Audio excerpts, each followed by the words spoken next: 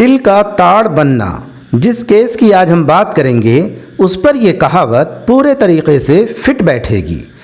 Husband wife के एक family case ने देश की दशा और दिशा दोनों को बदलना शुरू कर दिया और ढेरों आंदोलन हुए और ना जाने कितने कानून पारित हुए। जी हाँ दोस्तों, आज हम बात करेंगे भारत के सबसे विवादित एवं प्रचलित शाहबानो केस की। जय हिंद दोस्तों। शाहबानो केस मेंटेनेंस का मामला था जो टर्निंग पॉइंट साबित हुआ। 1932 में शाहबानो की शादी इंदौर में अहमद खान से हुई जो प्रसिद्ध और अमीर वकील थे।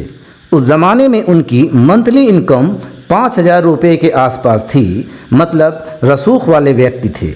16 साल की कम उम्र में ही शाहबानो का निकाह हो गया था और ये 10-15 साल तक अच्छे से साथ में रहे। 5 बच्चे भी पैदा हुए। शादी के 14-15 साल बाद अहमद खान ने सेकंड मैरिज कर लिया। इसके बाद भी ये लोग लगभग 25-30 साल साथ ही रहे।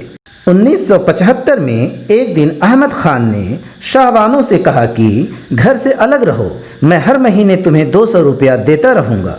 ये रकम हर महीने 1978 तक तो मिलती रही, फिर अचानक बंद हो गई। शाहबानो अपने दैनिक जीवन के खर्च के लिए फिर से परेशान हुई। उन्होंने वकील की सलाह पर CRPC सेक्शन 125 के तहत केस कर दिया, जिसमें कहा गया अगर पुरुष सक्षम है तो मेंटेनेंस का ख्याल रखेगा वरना जेल होगी।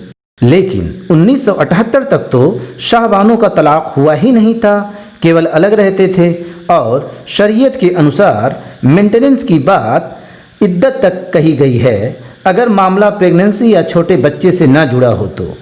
अहमद खान पहुँचे हुए वकील थे, उन्होंने 3 बार तलाक दे दिया। अब मामला बदल गया। फिर 60 साल की वृद्ध महिला शाहबानो दोबारा कोर्ट पहुंची और 1978 में इंदौर कोर्ट ने अपने फैसले में कहा कि अहमद खान हर महीने शाहबानो को 25 रुपये देंगे। इनकी मंथली इनकम 5,000 के सामने ये 25 रुपये कोई बड़ी रकम नहीं थी। लेकिन अब यहाँ वसूल की बात आ गई, क्योंकि अहमद खान भी पहुँचे हुए वकील थे, जबकि इसके पहले 2 औरतों के ऐसे मामले में कोर्ट से राहत मिल चुकी थी। लेकिन शाहबानो मामले ने तूल पकड़ा क्योंकि अहमद खान रसूख वाले वकील थे। 1980 में अहमद खान सीधे हाई कोर्ट पहुँचे और शरीयत के आधार पर अपनी बात रखी। लेकिन हाई कोर्ट ने लोअर कोर्ट के आदेश को सही पाया और फैसले में अहमद खान की आय को देखते हुए अब हर महीने 179 रुपये 20 पैसे देने को कहा। अब तो अहमद खान और परेशान हुए।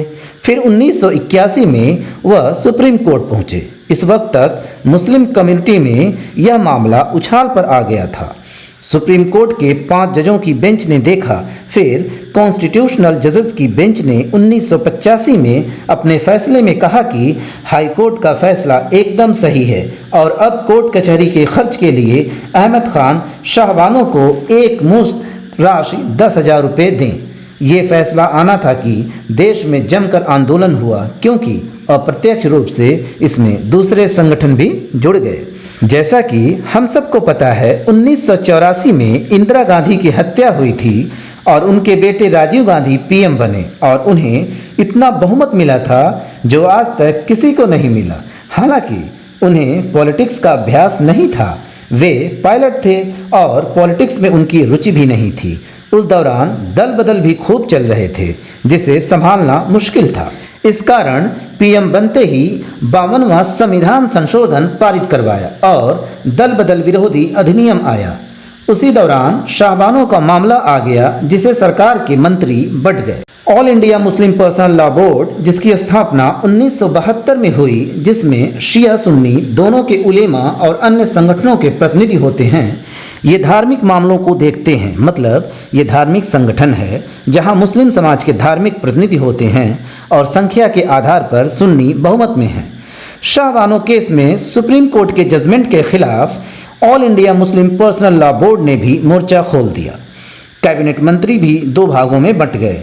कैबिनेट मिनिस्टर जियाउर रहमान अंसारी भी राजीव गांधी की गवर्नमेंट के अगेंस्ट हो गए, जबकि युवा नेता आरिफ मोहम्मद खान सुप्रीम कोर्ट के फैसले के साथ खड़े हो गए। इस तरह मंत्रियों के आपस में बंटने से सरकार के लिए भी समस्या उत्पन्न होने के संकेत मिलने लगे।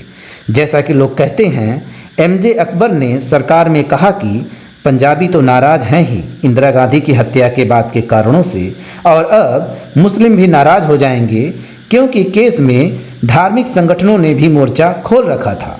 राजीव गांधी नए थे, शायद सरकार को बचाने के दबाव में आ गए और कैबिनेट मिनिस्टर जियाउर रहमान अंसारी की तरफ चले गए, जिस कारण आरिफ मोहम्मद खान ने इस्तीफा दे दिया। ये वही आरिफ हैं जो कई पार्टियों में रहे, अंत में बीजेपी में आए और इस समय केरल के गवर्नर हैं।